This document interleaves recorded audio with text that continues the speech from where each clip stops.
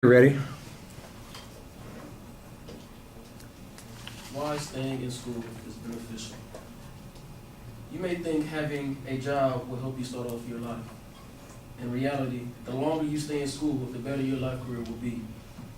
Education can not only get you a job, but it allows you to get into a higher position and higher pay. Staying in school enables people to become good citizens and workers.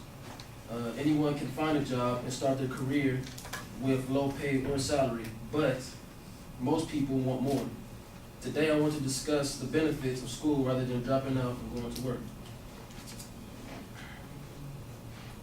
Having an education is very important nowadays. Knowledge is the key to success. My topic, staying in school can increase the rate of your income and it makes you stand out amongst your competition. At least by Global Partnership of Education, 420 million people will be lifted out of poverty with a secondary education, thus reducing the number of poor worldwide more than half. One extra year of schooling increases individual earnings up to 10%.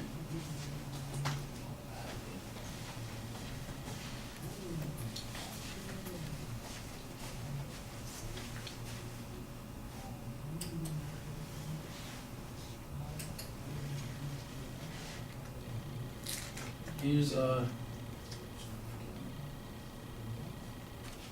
No, there's a zoom button on the.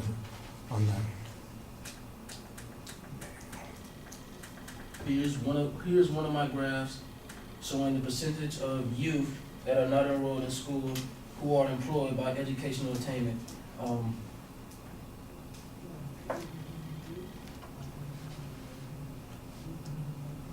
Okay, I'm so sorry. For people that have no high school diploma, their average percentage is at least 44, or it's at least 44. So most people that don't have this level of education, they are not employed. Compared to as somebody with a bachelor's degree or higher in college, their employment rate is even more higher.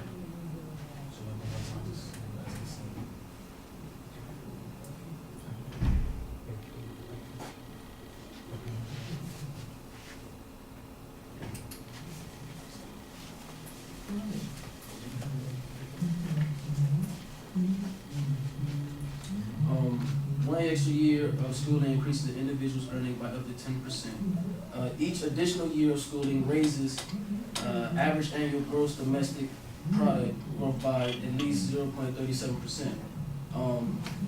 One additional year of school reduces the probability of becoming a mother by 7.3 for women who have completed at least primary education. So what I'm trying to say right here is that usually mothers who are already or focused in their education wouldn't have to worry about taking care of children at a certain age. Children of educated mothers are more likely to be vaccinated and less likely to be stunted because of malnourishment. A child whose mother can read is 50% more likely to live past the age of 5.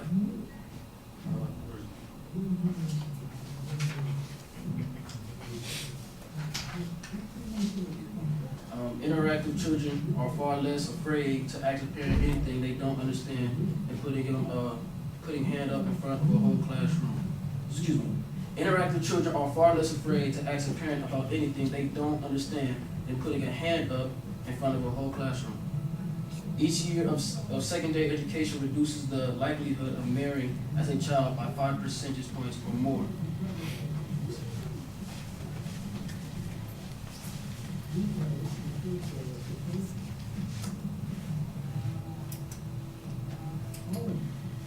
So here's one of my graphs for employment rates at the age of 20 to 24 years old.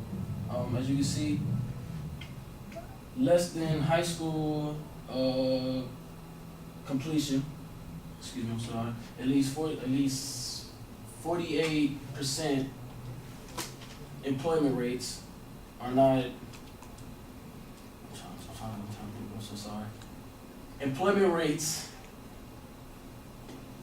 are not as high if you have if you have less than a high school, less of a high school education. But when it comes to, you know, certain males, certain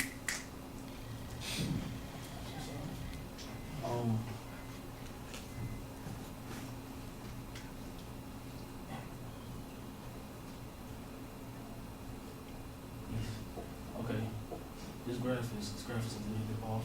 Sorry about that.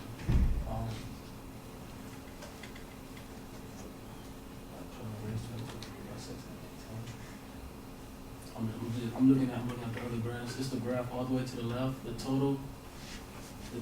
total of people that have less than an education under high school is like 72%. So you would rather get more than if you have like more than a bachelor's degree, and so on and so forth.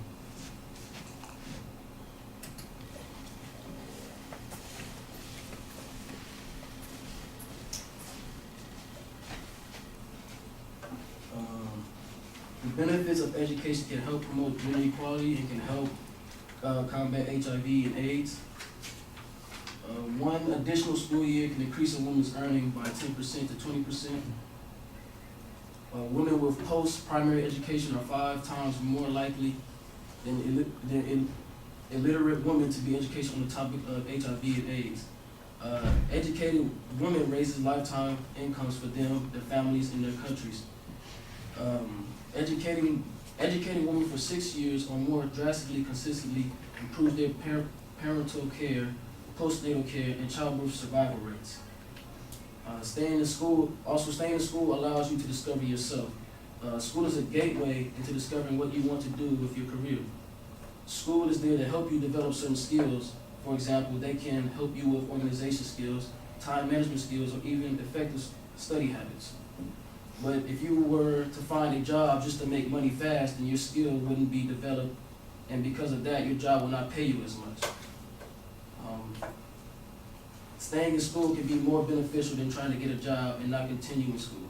When you get a job after your second education, you will have a better income rate, which allows you to stay wealthy. Second, it will keep your children healthy so they can go on to continue their education. And staying in school allows you to be more successful than what you are now. And the purpose of this speech was to help people understand what was needed to grasp opportunity.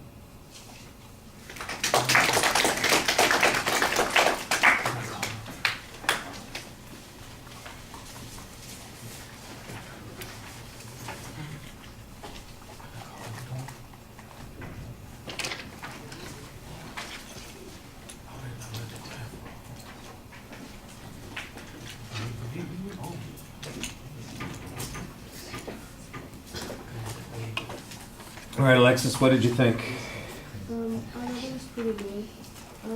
He could have looked at the audience more, and he could have cited more sources. And, yeah. And be a little bit more organized. All right.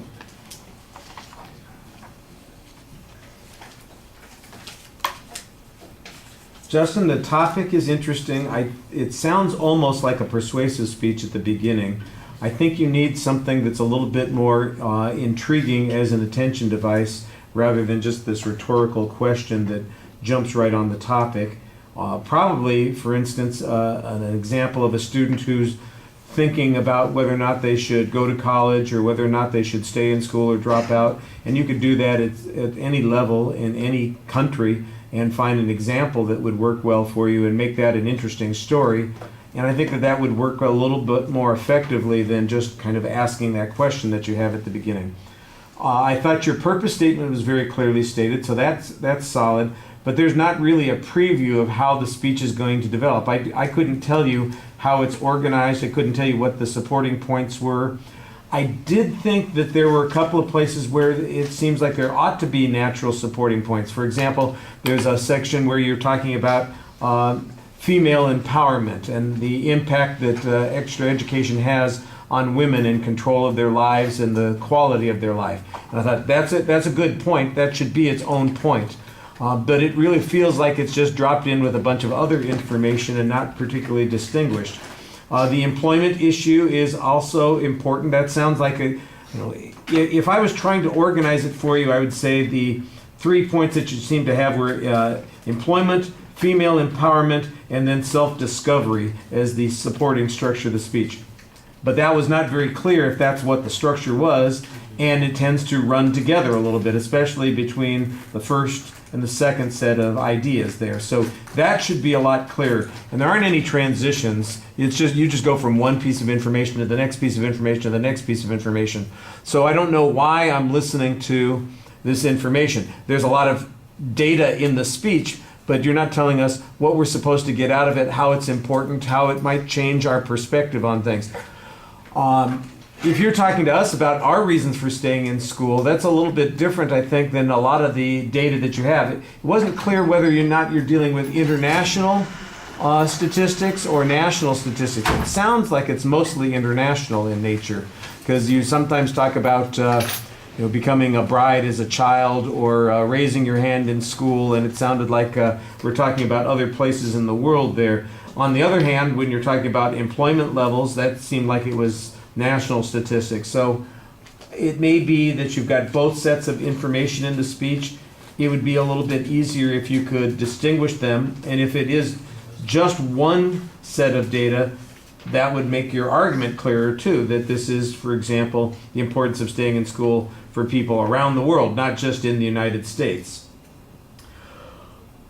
All right, the visuals are, the graphs are okay for the most part. They do a combination of things. First of all, you've just discovered them. You didn't create them, so that's okay. But you can see how the color separates pieces of information, how the size of the bars is supposed to convey information. The problem that I saw in your speech is that it looked to me like you, and it sounded to me like you are trying to figure out what the information says as you're giving the speech, as opposed to knowing ahead of time what it says, and you're using that to illustrate the point that you're talking about. When you watch back, you're going to see how true that is. I think you know that that's true. Can I be honest with you? It was probably I would say less organized. Cause I had that speech it's on my sources and everything. And the graph is on my sources. Mm-hmm. I have it. It was just Yeah. I couldn't explain. You slipped a cog someplace. Maybe you knew what you were saying originally and forgot, or maybe you just said, "I think this is what this says," and then you realized you hadn't figured it out.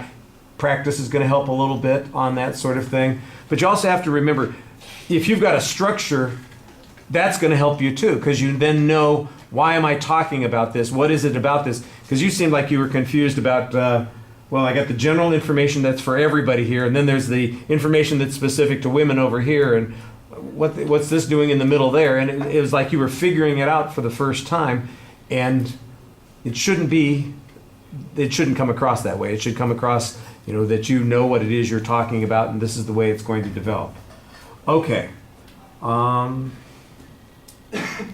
Yeah, that's fine for now. All right, thank you.